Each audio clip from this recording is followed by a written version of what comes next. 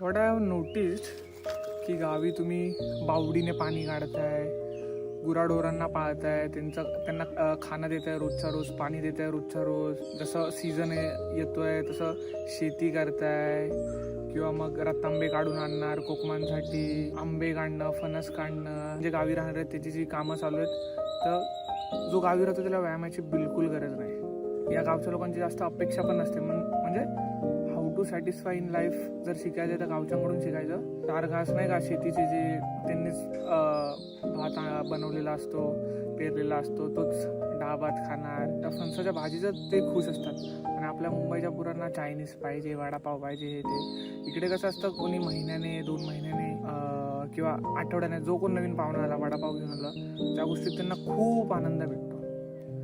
तर तेच आहे की गावचं जीवन सुखी जीवन आहे. सर्कल स्मॉल असतो, पण जे पण असतं लोक सॅटिस्फाय असतात ते आयुष्यात.